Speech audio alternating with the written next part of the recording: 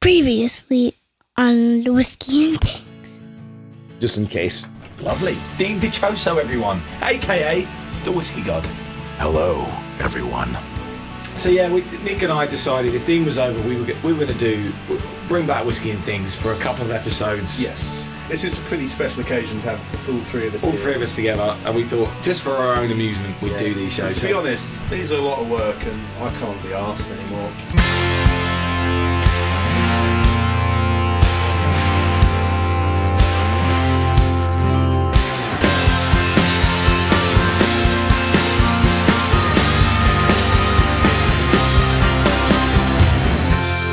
Whisky and Things.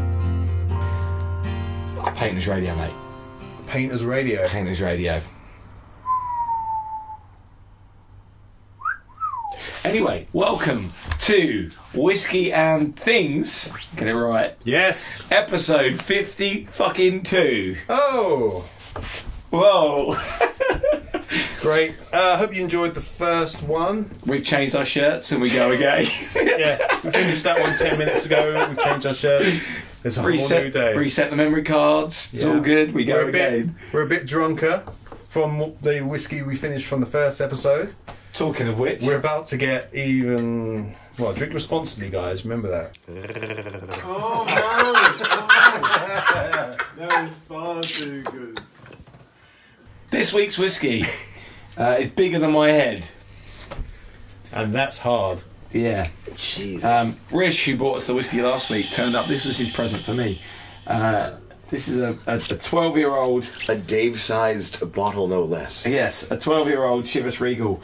And it even comes with its own stand. I mean, that's how big it is. That's a child's swing. It's a child's swing. Your nephews could fit in there. So, you actually need this cradle to pour it, or else... Apparently, and I can see this going very wrong. Lose a bottle's worth trying otherwise. So, 12 years.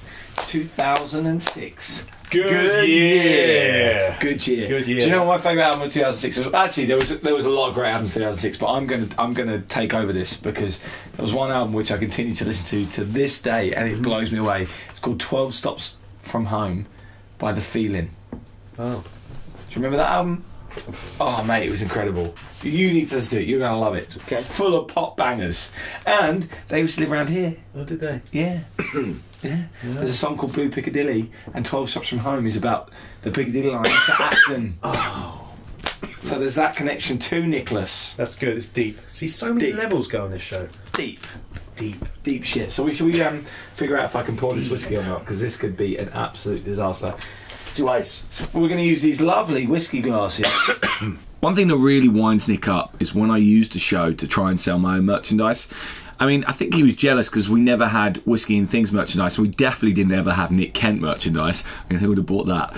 So, just for old time's sake, I do have these new whiskey glasses. I mean, it would have been made a lot of sense if we got Whisky and Things ones, but you can't make him any more money than he was making. He got all the revenue from Whisky and Things. I never saw a penny. Yeah, I got all the revenue for Whisky and Things. Yeah, because I did all the work. So that's completely correct for me to take all the money. I don't feel guilty about it at all. I earned that £4 a month. Oh, shit. Two-man job. Oh, okay, dude, relax. Shit. This one. You can fast forward this bit, Nick, if you want. So I actually think we tried this one before on the show, but we didn't have live. Pass me the ice over, please. We didn't have live tasting notes. No, we did. No, we've definitely done this one before. Chivas Regal, aged 12 years. 12 years? 12 years. What year is that? 2002. 2002. Good year. Good year. With some live tasting notes for the first time. Second time we did it last time. Again. Let's try this Chivas Regal. Here we go. Woo! Chivas Regal. What a radiant blended scotch with a warm amber color. Tasting notes. Fruity, sweet caramelized honey apples. Notice a bit of hazelnut and vanilla even. A kiss of butterscotch with tongue. And what a generous finish on the palate. like a late-breaking stallion at the 3:30 at Epsom. I guess you could call it a very, very happy ending. You know what I'm saying, partner? On the nose. Notice some wild herbal notes and a touch of heather. Ah, Heather. We remember her. We remember her. Blimey. There we go. You don't have to freeze. I'll do that later. Light spice and black pepper on the tail. Lingering notes of cereal sweetness. Got a serious matter to address. I'm not joking, right? His tasting notes for that whiskey were completely different this time to what he said 4 years ago.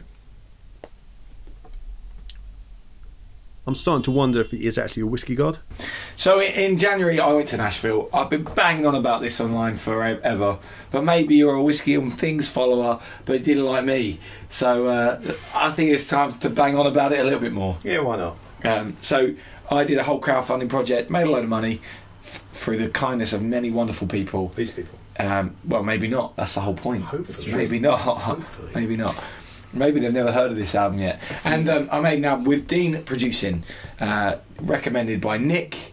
It's quite good, Yeah. I guess. Yeah. Funny story. Basically, what happened was Dean heard that I was coming over to America to make an album. I hadn't chosen a producer yet. He gets in contact and he says, "I hear you're coming over. We should meet up." And I took that as him offering his services to produce the album. I wanted to have lunch. He had posted that he was coming into Nashville to make a record. And I was like, well, he never told me that, but if you're going to come to the States, I literally, remember that? Yeah. You know, I was like, dude, if you at least tell me if you're coming, I would like to have lunch with you. Because we did it with the whiskey show for a few years, you know. So, yeah. So I text Nick going, Dean's just offered to do the album. I was like, great. What do you reckon? What do you reckon? Do you think he'd be good for it? Because I knew of Dean, but I didn't know. Yeah, I never worked with him, so I was looking for a recommendation. Yeah, I'd never been in the same room as him. Yeah. And he was like, if he's offered, you've got to do it. So I called him up and was like... He hadn't. Yeah, I called him up and was like, I'd love for you to produce the album. And he was like, when are you planning on making it again? And I was like, January. Oh my God. Yeah, I mean, I had a 2-month lead time or 3-month, something like that. It was a very short lead time. Yeah, I literally think I said to you, dude, you kind of have to tell me this stuff, like, you know, X amount in advance. Like, I don't know if I can make this work, and yeah. And then you tried, and then you were like, "Well, can you do it in LA instead?" Yeah, I did try to make that because that would have been made more sense. And I was like, "Well, I've just made 15 grand at that point." Advertising in Nashville, I don't think I can change it now. Luckily, he decided I'm spilling it.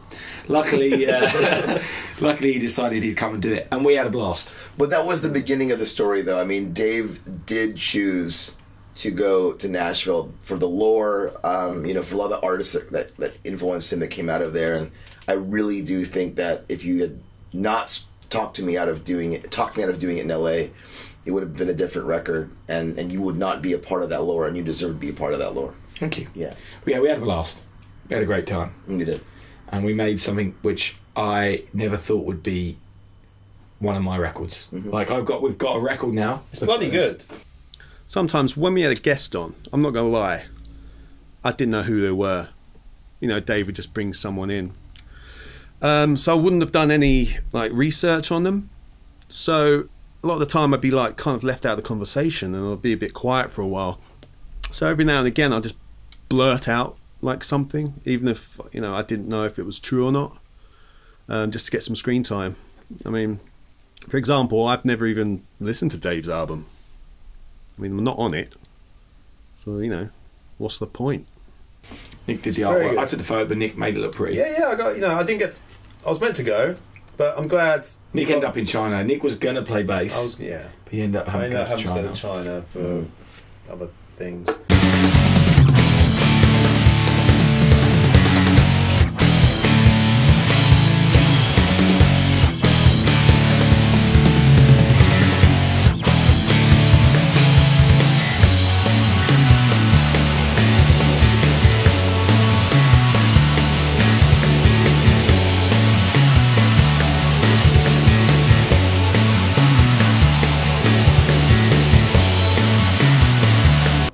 No, I think it's cool that you've had all American players on it. Yeah, I think so too. Yeah. I think it kind of worked, and an Indian, but it doesn't matter. It's true. I'm not racist. It's true. It was just a great time, and we tried to do an episode of this out there without Nick, and where Nick was going to be the Whisky God. Yes. That's what we wanted to do. See what happens when I'm not involved? Yeah, he did. The whole thing falls apart. He did. I mean, Nick likes to think that without him, the show wouldn't have happened. You know, with his fancy cameras and plush editing suite. But the truth of the matter is, without me, there is no show, and I mean, it just wouldn't have had anywhere near the impact it did unless I was sitting there stroking my leg. Someone didn't press record. Is that right on something? Well, to be fair, I think one of the cameras actually failed, which they were all iPhones. Yeah, we tried to See? do it. Dane, What? you didn't get it. You did what? Any of it? You're kidding me. No, for some reason it cut off after 15 seconds. Fuck. We have to do the whole episode again? I'll do it. Yeah, I think we're getting good at it. Okay, I'll do it again. It was a whole half-hour episode. We might release it as an outtake or something. Yeah, maybe. yeah. No, I love the bits of you running for the intro. Yeah, we I see, recreated yeah. the intro and everything. Yeah.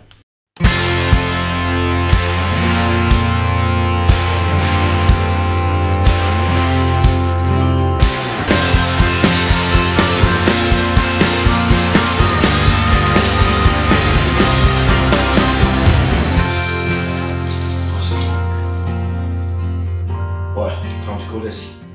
What does that mean? It means the clock said meet at 2:45. Yeah, well, I needed a haircut, Dave. Yeah, it's pretty amateur effort, wasn't it? Yeah, and that's with me editing it. That's all you're getting. I'm not putting any more effort into that. Really not worth it. Sorry, Dean. Dave.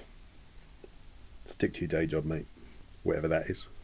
So yeah, the album's out now. You can buy it. They'll put links in the didgeridoo. The vinyl will be out as well. Vinyl will be out. Well, They arrive tomorrow. For the ones that do know the show and not you as an artist or you as an artist primarily, what is the name of the record? Tennessee and 48th, which was the street corner where the studio we hired. Yeah. Staying in. Yeah. Staying in. And there's a whole range of merchandise you can buy as well. Right, I still got a few bits of old stock as well.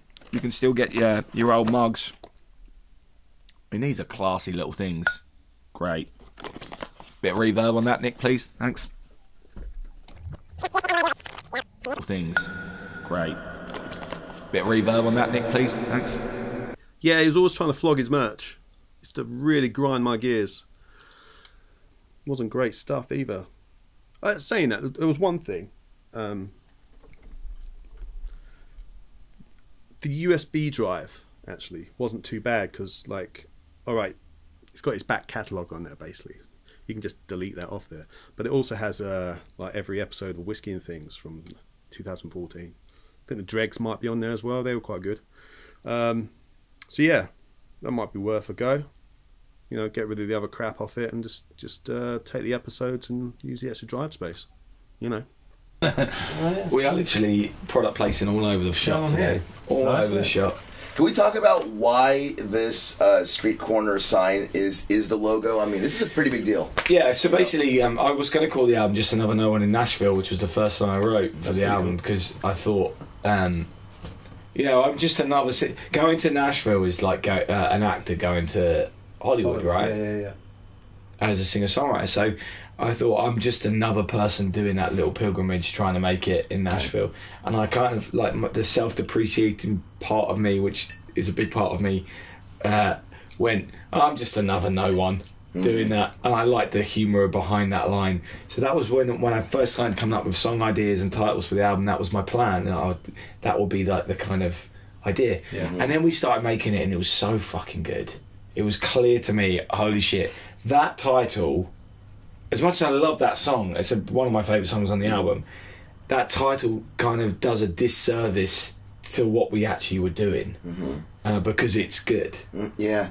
And it's well, and you know me, I don't say those kind of things lightly. You know me, I've never turned around and been like, well, holy shit, I wrote, my music's amazing. I don't do that. Yeah, I think, in my opinion, You know, you get a sense when you get a sense. something. Well, I think that title lacks the confidence that the record naturally has. Exactly. As it You know, exactly. That's exactly what. Yeah. And the confidence started coming to me from the not just like I thought this is great, but when the people that were involved in it, who are all seasoned pros, be it yourself, Adam, Kevin, Adam Curry, the bass player, Kevin Holland, the guitar player, Chris Mara, when they were all going the extra mile, who's the engineer, and shooter, everyone's going the extra mile for this record, doing more than they're being paid to do. Because we love doing it, and we loved the songs, and we loved working with this artist. But then I suddenly started getting this confidence of holy crap, this is bigger than anything I've done before. So then I'm standing outside with Adam Curry, and he's saying, "What are you going to?" That's our bass player. And he's saying, "What are you calling the album?" And I said, well, I was going to call it Just Another No One, but it doesn't feel right. And he went, "No, that's not right." And for the same reason, I think yourself down. Yeah, exactly. He's like, "That's not right." And we were standing behind this street sign, and he looked up, went, "There's your album title, Tennessee and 48th," and it just seemed perfect. It I don't know, it just seemed to that's so right. It's so right. So then I just started taking as many photos of it as I could, of the street sign with different backgrounds, with the different areas in the background. And This is not going to be cool. oh, it will be. It's going to be really cool. So cool. It's going to be cold. Cold. Freezing in fact. Get him. Holy fucking shit. Oh no. Oh no. Woohoo! Holy fucking shit, dude. Ah, Jared. I don't think we're going to wait before you. Yeah, I'm good now. And scene. That's some cold shit. I'd like to add that Tennessee and 48th is in fact if you want to call it an intersection, it's where the studio Welcome to 1979 is, which is where I decided to do the record. I sent the link to Dave and he loved the vibe. And we decided to do the album all live to 2-inch tape, old school. And that is what gave it a really, it put sweat and blood and air into it, you know? To those who don't understand the difference in recording methods, obviously everything's done digitally now. What is the difference? Like old records were done to tape, and now it's all done digitally. What is the difference? Well, to be fair, and to condense it really quickly, it's like, at the end of the day, you know, when the first recordings really happened, they were happening directly to lacquer, directly to wax. So, you know, you'd go into a studio, which was the record label and the recording studio, one mic, you know, or something in the beginning, and it would be printing like a full band, to vinyl. Of course, that turned into tape. But all those mediums, so everything up to the computer, right? There was no editing. There's no editing. You know, if you recorded too much, you can fix takes on tape. You could do them again, but if you did it too many times, you know, it degrades the tape. You know, as precise as those, just so everyone understands, 2-inch tape, what we did the record on, you're looking at 24 tracks per 2 inches of tape. So that's a lot of little, tracks in there. And as precise as the magnet is, you know, you still don't want to overdo it. You can really compromise the tracks around that track. So you need good musicians, good rehearsal. The difference is with digital medium is you can go in and fix things and go, oh shit, let's work on it tomorrow. So there's a different kind of pressure, isn't there? Like the talent that we have was there. They were paid to be there for a reason. So we could do it all one go. It forces you to have an emotional arc you never have on digital media. Force you to make decisions. Try an out of phase setting.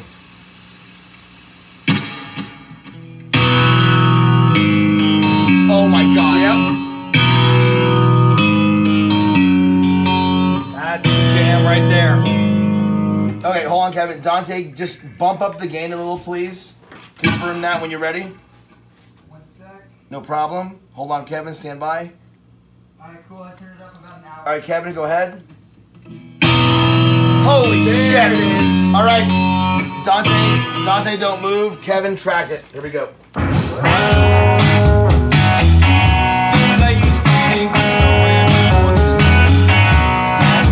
heard that, right? Fuck yeah.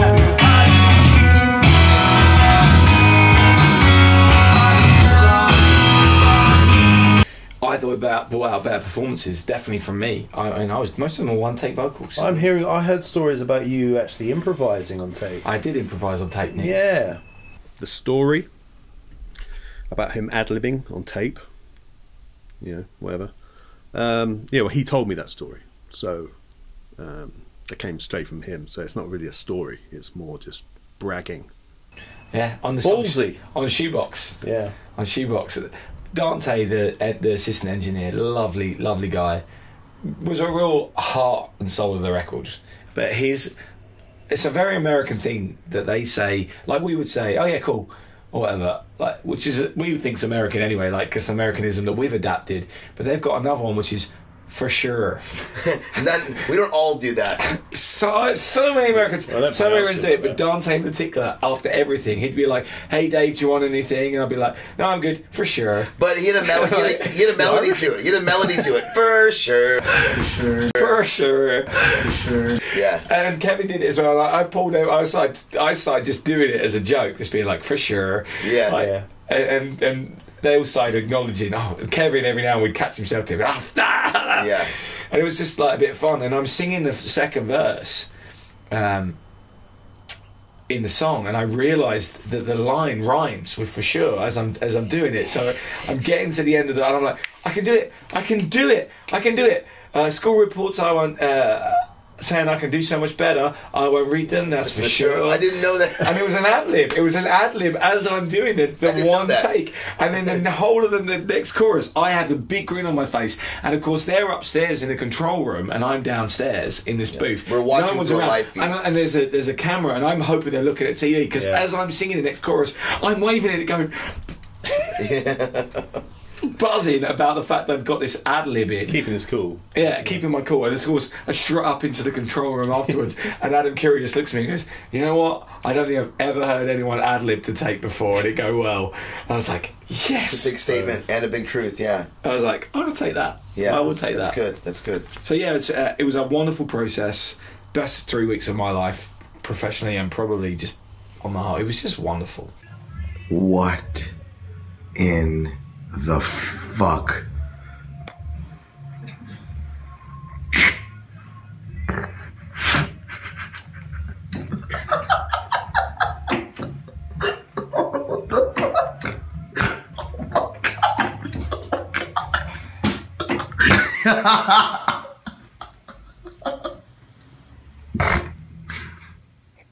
The only thing that's weird about this is the fact I'm still wearing my socks. Yeah.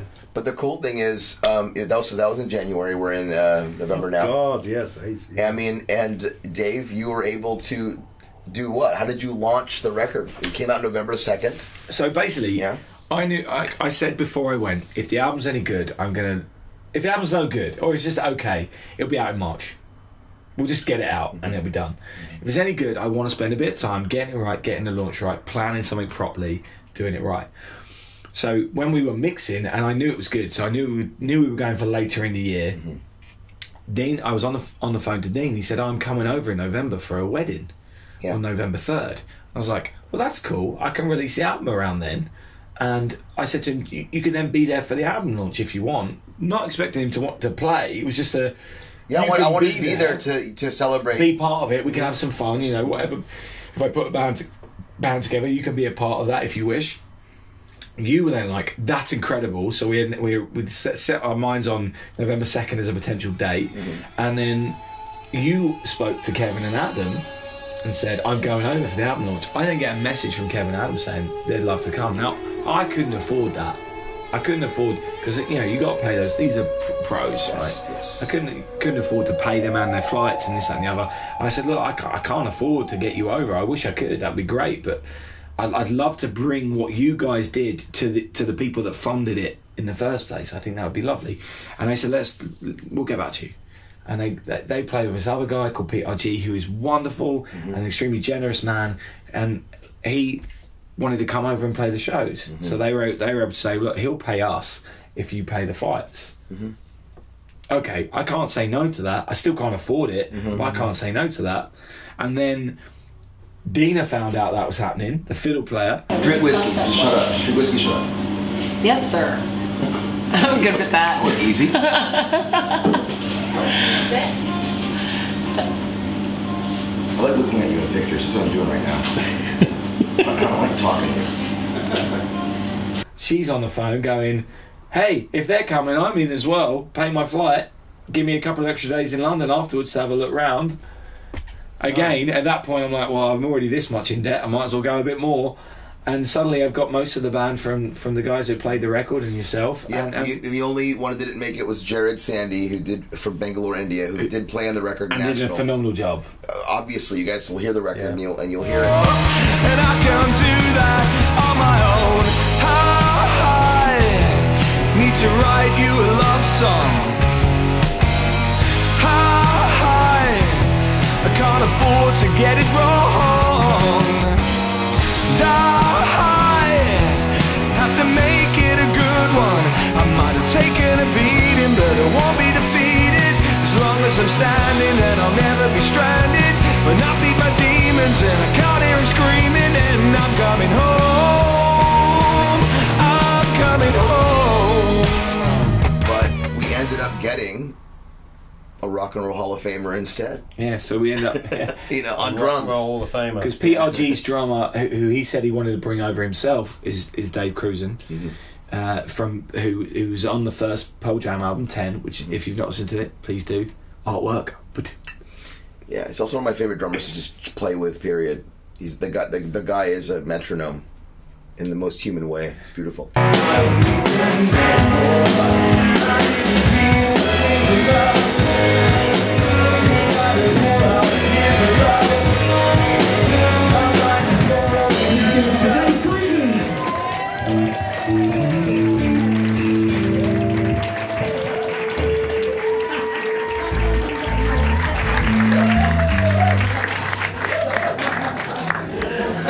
I didn't do that. It's funny, the first thing that happened, who was I with? Was I with you? I was with you, wasn't I? We walked into the record shop downstairs, and the first rack, there was a Pearl Jam section. Like literally, as you walked in, 10 wasn't on it. Let's just take a breath. You need another whiskey. Yeah, I'm getting pretty low. While we're doing this, to be honest, this is really nice just to chill out, because it's been a long 6 months for me. Haven't really had a break, but this week's been fucking. oh god, that's a big glass. Whilst I was Who's doing this guy? How's Naomi getting on? Hey! Oh, hey, Naomi. People keep ripping these down. Stupid kids. You not turned up? No sign of him? No sign, but he never goes far. No. No, he'll turn up. I'll keep putting these up. Oh, thanks. That's so good of you. We're here for you, right? Yeah. Dave's just up the road. Thanks. Okay? We'll put them all up. All right, mind yourself. See you later. See you later. Bye-bye. Bye.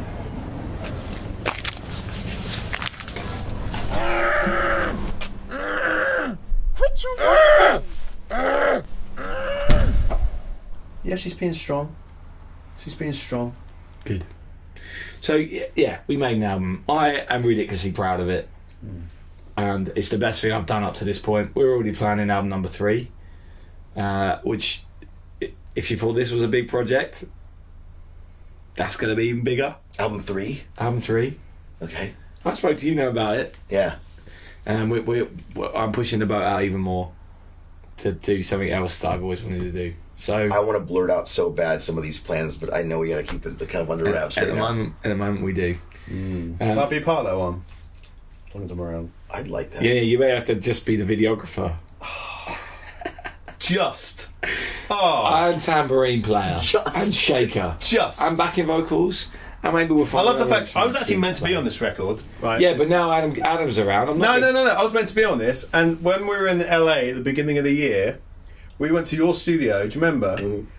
But I got too drunk to play shaker. That's true. Do you remember that? It's true. I think there's a video of it. I think there's a video. I'll put it here if there is. If not, I'll just carry on. Oh man, I want him in. I want him in this. Totally guy, dude. Nick, stop! Totally guy. What are you saying? I don't even know what you're saying. Totally guy, dude. Can you talk me through it again? So you got too drunk to play shaker. Well, don't do that, Nick. For the next one, and you're in. You can. This guy's fault. What are you dishing out? I don't know, man. You can hone your egg shaking skills. Bourbon. It would have been actually quite loose. It was the Belmead, because I found some Belmead. I bought it. That's right. We found Tennessee whiskey in LA. That's right. Oh yeah. That's right. Oh yes, we went to that shop. That's where you buy stuff, shops. Who knew? I think Dave sabotaged me that day, you know. I mean, I was supposed to be playing the shaker because I didn't get to play the bass. Fine. But yeah, he bought the bourbon, and he knew I hadn't had my dinner. Nick? No, by all means, go ahead, please. Legally. No, Okay. please, you must. Are we fine? At this point, Are you we have good? Keep going, Nick. He was just basically trying to get me drunk. I don't think he wanted me on that record. So I think he got me drunk on purpose. So, you know, Dean would take the decision to say, look, Nick, your shaker isn't tight enough for the record. And I would have respected that. But Dave, I just don't think he wanted me on there. You got to do a show. What a show! Nick! This is good. Can I have some, Nick, please? I think it all goes back to like a few years ago. I played the Eggs on one of his other EPs. I can't remember what it was called. It was like I've broken up with my girlfriend again. EP, I don't know. They all have weird names. But on that, my egg shaking skills kind of did shine through. Sometimes, like, you know, brighter than Dave, than his performances. So I think he's always resented me a little bit for that. Which is a real shame. But yeah, so Step away from the desk. Shame really, because I haven't heard it, but I think this record could have done with some of my egg shaking abilities. Great story, Nick. Yeah, shoot that. Well, he's got to drive, so. Shoot that, Nick. Shoot that, Nick. Oh, yeah. Good luck, Chris. You can clean up the car tomorrow. So that's what I've been up to.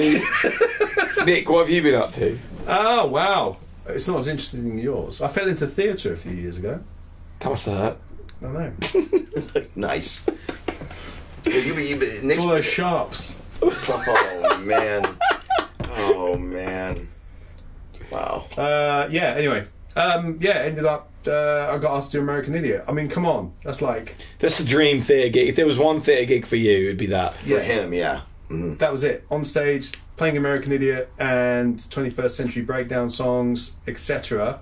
And then I got asked to do another musical, and 3 years later... You're about to do American Idiot again. Don't wanna be an American idiot. We should be proud to be an American. Don't want a nation under the new media. Just to be clear, we are California. Hey, can you hear the sound of the stereo? One of the Twin Towers has just been hit by a plane. The subliminal mind, America. That's right. Welcome to a new contention all across the alien nation. Where there's a matrix open. Television dreams of tomorrow. Hear out the voice that follow. As it knows to our do. I'm about to American Idiot again. Next year. This year, actually. Like next week. Yeah, this episode took a while. Lots of travel, though, for you. Lots of travel, though, for you. Yeah.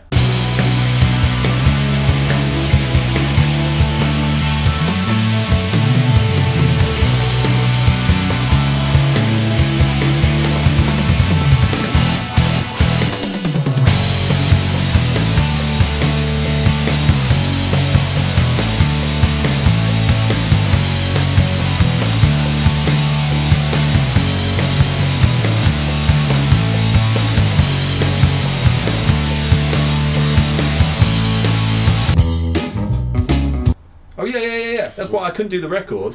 Because you're now homeless. Yeah. I couldn't go to Nashville. I was originally going to. The world is his home. But I got asked to go do the producers tour in China at the beginning of the year. So that's You why I don't couldn't turn do that it. opportunity down. You don't turn that to down. go I've to never Nashville been with over your there, best so mate that when was he's pretty doing the cool. biggest thing of his life. Shanghai. Shanghai. Nearly time to say Shanghai. No. Shanghai. Look at that. That is, oh man. That's so cool.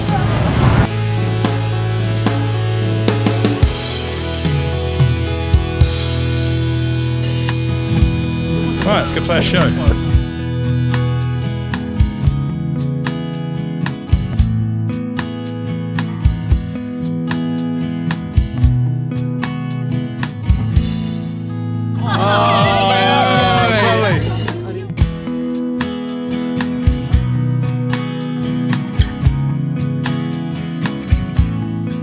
Is it Willy? We don't know. There's definitely a duck's head. Fuck me. Oh, God. They've got a lot more meat on than they did the other day. Oh no, it's tongue. It's tongue. It's duck tongue. It's too long to be duck tongue. That's penis.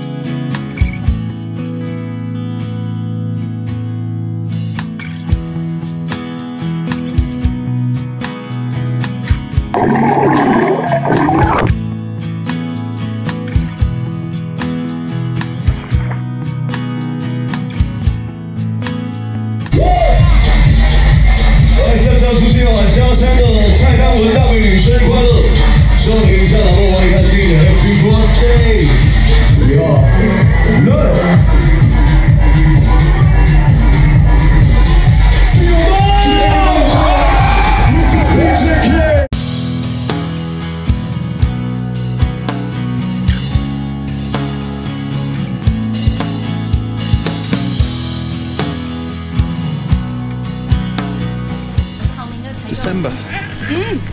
Can't you tell, but it's sunny.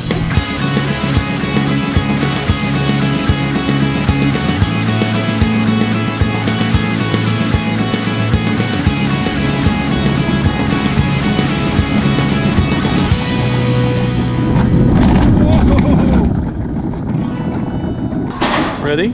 Yes.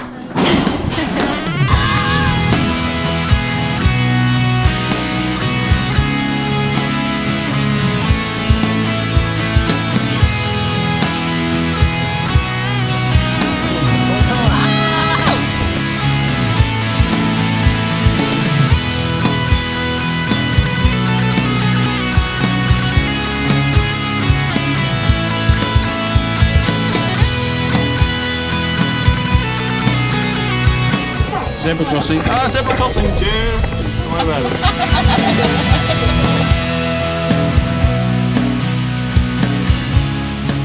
That's a view.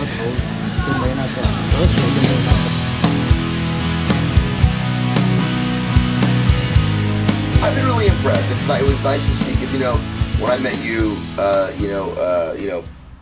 punk rock, bass player, the whole thing.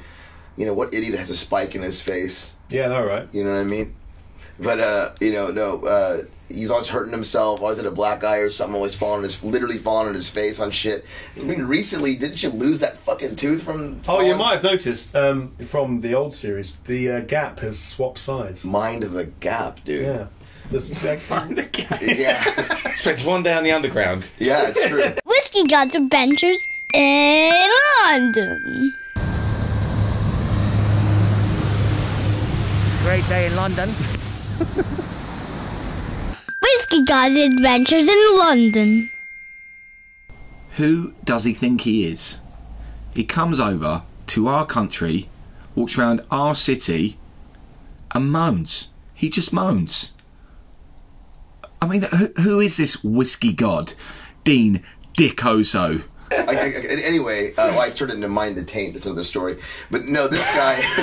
Remember that? Yeah. No, this guy being a punk bass player, great all around musician. There's a geek behind all that, and as I got to be good friends. I have a degree, darling. Yeah, well, I got to be really close to this guy, and it was nice. He would send me like photographs, or he'd post photographs of him.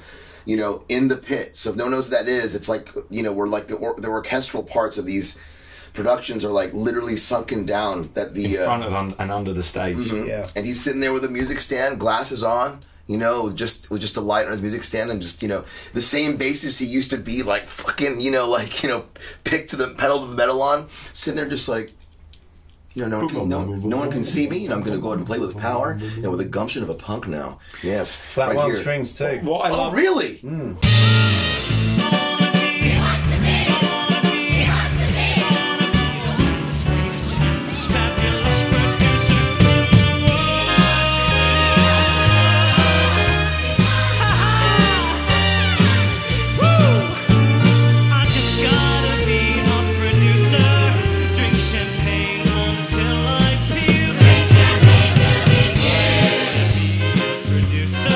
Show the world just what I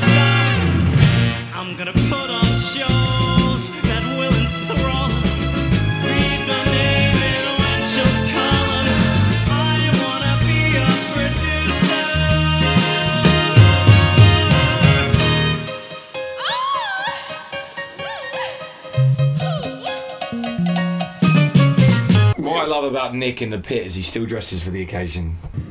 Do you know, I could be interested in you. Really? Absolutely. So Nick was concerned that this episode was going to be too long. I mean, this is a long episode now, isn't it? I'm so sorry. In my mind, it doesn't matter. I mean, as I pointed out to him, a lot of his favourite things that he watches are long-form podcasts or videos. I love to watch Joe Rogan, for example. But then he knows what he's talking about. So he shouldn't worry about that. I mean, no one watches us anyway, so it really doesn't matter. This is long. I'm kind of getting bored of the things myself. You know, and these are my things.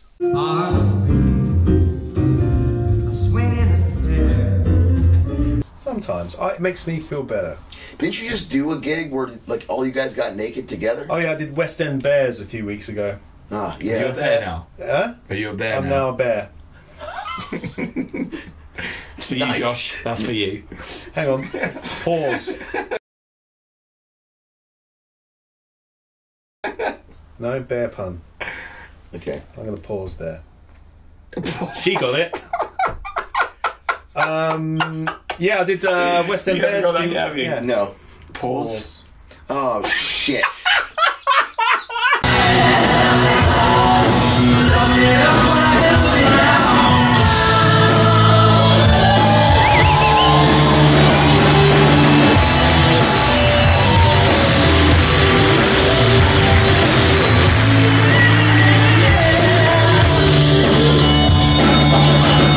West End Stars kind of getting their kit off for charity. So you got your tats out, did you?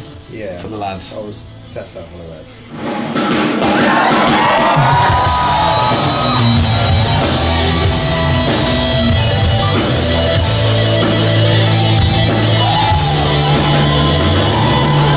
Yeah, I was on Whisky and Things a couple of times. You wouldn't really say I was a big sort of draw. I definitely wasn't featured. No fan mail or anything like that. I mean, I'll be honest. I'm not really sure why I'm here now. Dave, this is not your war, but I'm afraid soon it will be. Hey? Hey, how about this guy? How about that? That guy? That's weird. So other than Optimus Prime voiceovers, what have you been up to, or what have you got coming up? Same old thing, you know, if I'm not being a fat Asian dad at home, can I say, fuck these guys. Fuck these guys. Them. That's good. Shit them. Shit them, Nick. Shit them. I feel, shit them, dude. I feel shat. With my kids and my wife, I am making other records. I'm working on 3 really cool albums in the beginning of the new year that I can't talk about now, but let me just say it will involve some of our friends from this record. Excellent. Yeah. Yeah. Yeah, but same thing. Writing songs, making records. Whisky God's Adventures in London. But it's like weird because how they're littered with like modern shit.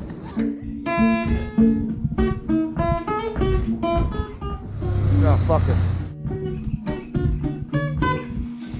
Oh, this is so badass. Whisky God's Adventures in London. I do want to say one of the cool highlights, though, as we've been jesting with him about about him originally wanting him on the record and all this, when, as Dave talked about earlier, about how, you know, we were surprised to be able to get essentially the full band from Nashville in for the record launch mini tour. You know, Nick being around. You know, we knew that he was going to do the videography. You know, for those of you that don't know, for the tour, he's very good at that. Well, Dave, you know, me and my professional standing, I find out that I'm going to join Dave, you know, on some instrument, and I said, you know, I want to play drums, I want to play guitar. So, give me a set list. How you feeling? And he gives you the set list, and of course, it's the album tracks from Tennessee 48th. But we have an encore track. We have an encore track. Well, here's Tennessee 48th again. We have an encore track on there, which is Whiskey and Wings. And it took me a second to realize what that was because, you know, obviously the first thing that comes to mind is this show. I was brought on as the Whisky God voice, like sort of like second season, halfway through or something. Yeah. And I didn't know at that time that it correlated to a song. And not because I didn't listen to my new friend's stuff. This guy has been releasing so much music. Like, that you can actually, guys, if you go to his website, you can actually get this USB thing that has his whole catalog, and it says, I stole one from him. I'm in his flat right now. Oh, yeah. And I put one in my computer. It said pre-2007, and it goes all the way up to the record, but not including the record that I did, but all the way up to it. My point is, I didn't know it correlated with the song, so I asked him, I was like, dude, what is this song, Whiskey and Wings? Because I never worked, that's not a song I produced, you know, something I worked on. Did Nigel do that one? Yeah. Of course he did. That song sounds great. And the point is, like, I'm like, what is that song? And he's like, oh, dude, that's the theme from our whiskey show. And I was like, oh shit. Anyway, long story short, you know, if we're in rehearsal. We're in rehearsal. Well, actually, I would like to say that one of the cool things now, when I found out what the song originated from, you know, listening to it, you'll hear the chorus, "Who needs love when you have friends like these boys?" These verses are littered with anecdotal, you know, accounts of Nick hanging out with Dave and our friend also in LA, Chris Trevero, hanging out. So Nick and Chris are in there, and the chorus is, "Who needs love? And your friends like these boys." And so Nick's in there, and so like we're doing rehearsal here in Acton, and you know, Nick pulls up the bass. Long story short, he ended up being the bass player for the that one song.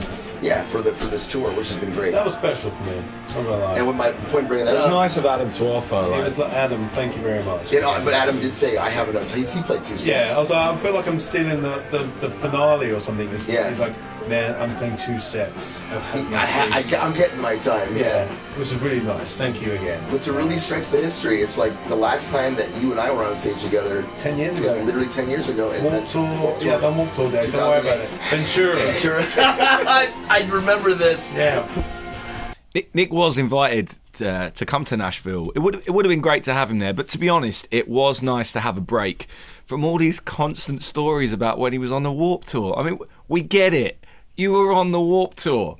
Just drop it. It was going to come up at some point. Yeah. Well, hey, now I brought it up this time. R.I.P. Warped Tour. Yeah, it's true. I brought it up this time. But anyway. Yeah, it's always a running joke that, you know, a lot of my stories would start with on Warped Tour or something. But, you know, I had some good times. Good times on that tour. 4 years. Don't worry about it.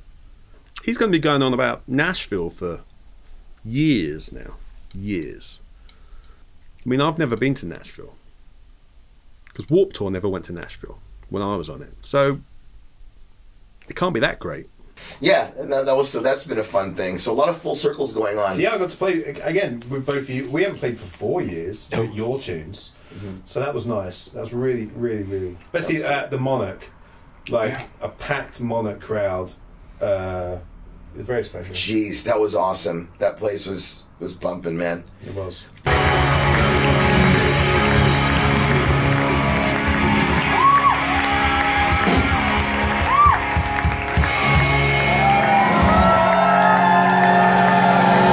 So much full circles happen for you. I just feel like the record, this is the most serious album I've heard, or just output from you creatively. Guys, there's some serious subject matter on this record, and I think it just means that from this point on, we've completed so many loops. You've completed so many loops. Me even being here right now, that your next one's going to be out of control. So it's all good stuff, man. You know? Yeah. Yeah. It's really weird because after the last record, and Nick, feel free to fast forward when he's saying all this because I know you probably will want to shorten this. But after the last record, I just.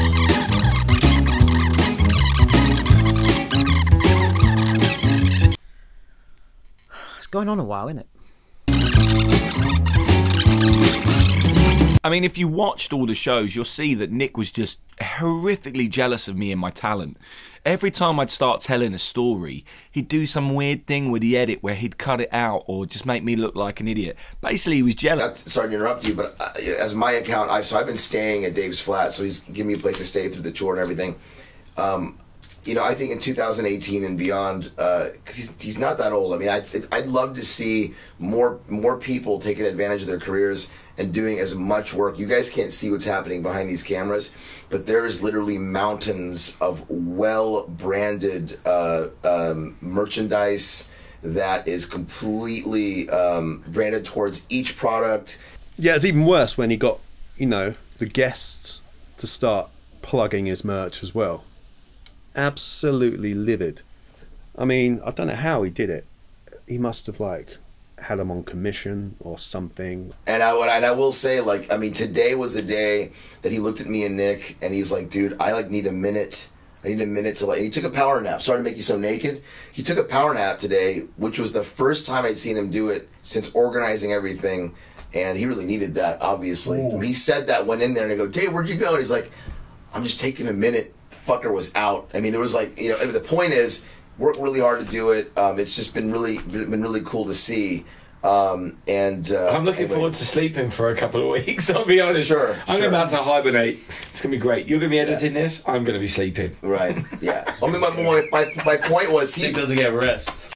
Bumblebee.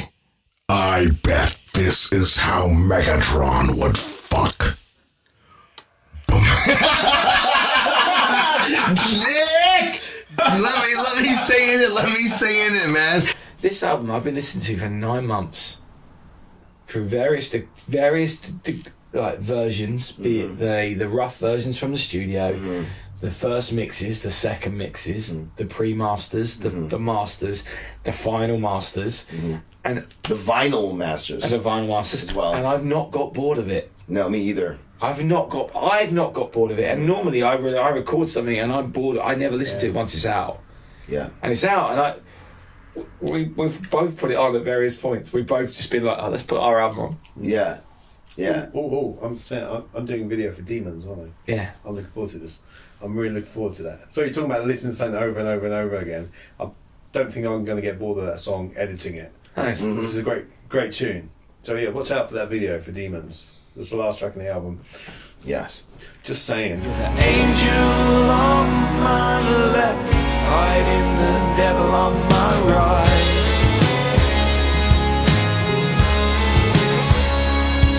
When stumbling in the dark, you can be my guiding light.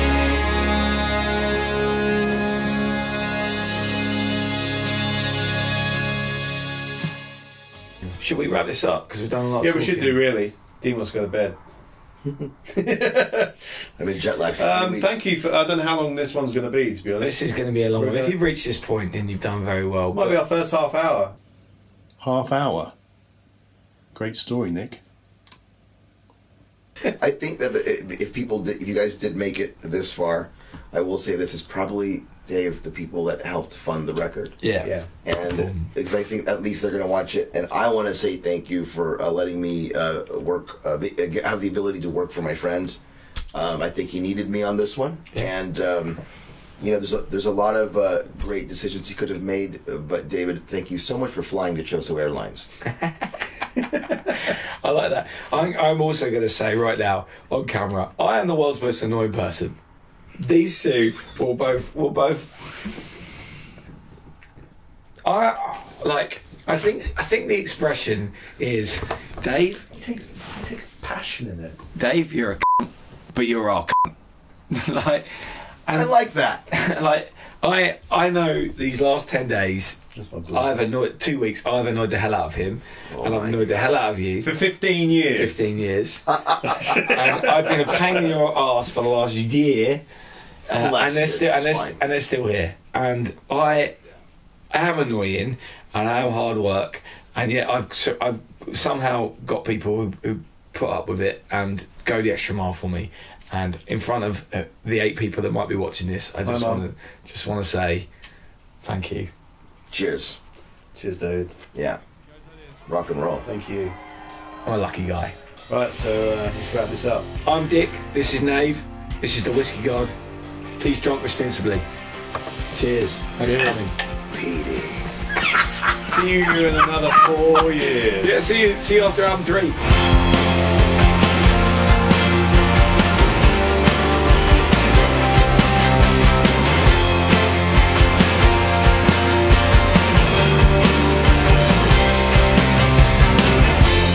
guess there's a point when you just have to get away.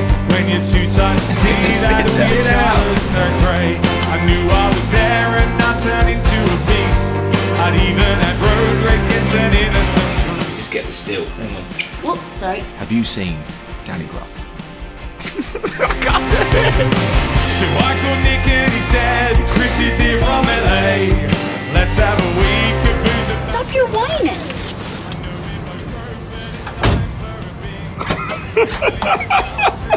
It's just not the same when it's not Danny. Who needs love when you have friends like these? Who needs love when you have friends like these? Yeah, so Dave thinks he's like a serious musician just because he's gone to Warped Tour. Ah, no he hasn't. So we headed to Camden and we watched a few shows. Made some new friends and the Whisky Dichoso. You're a big watch. When we got too drunk to speak, we tried to get home but fall asleep on the bus. While Chris and I powered on, there was no stopping. A kiss of butterscotch with tongue.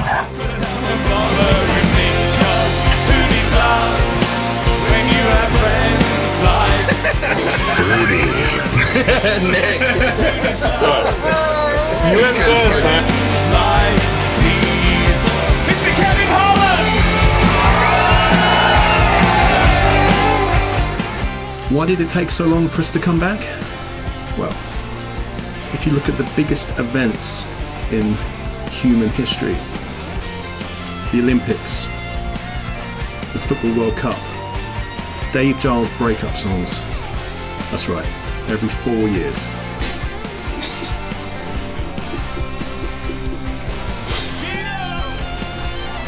Nailed it. That was great. So yeah, I quit music. Yeah.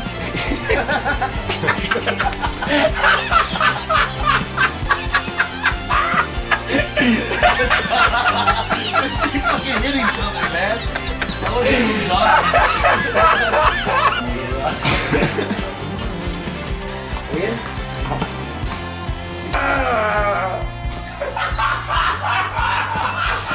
That one at the end.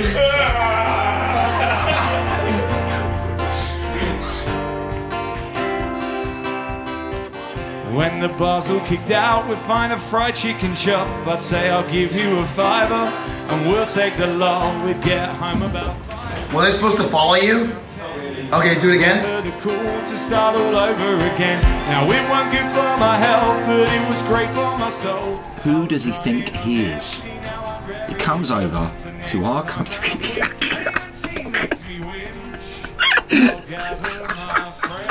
For some whiskey.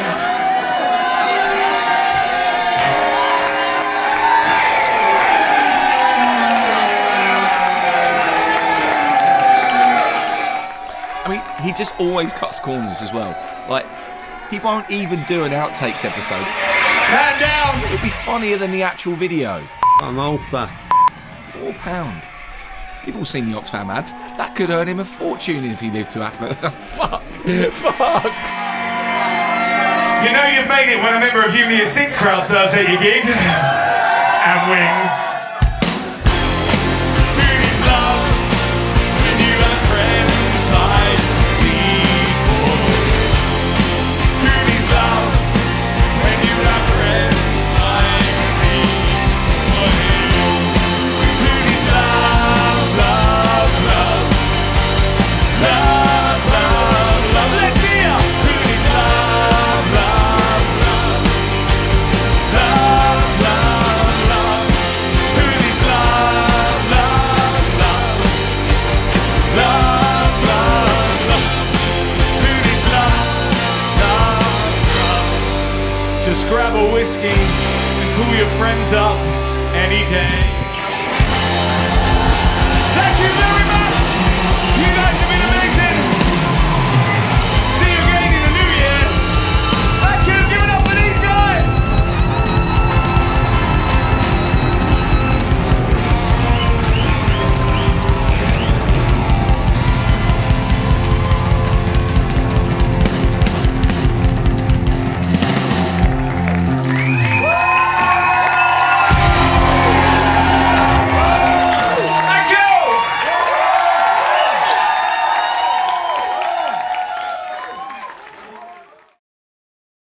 Whisky Glasses by Dave Giles.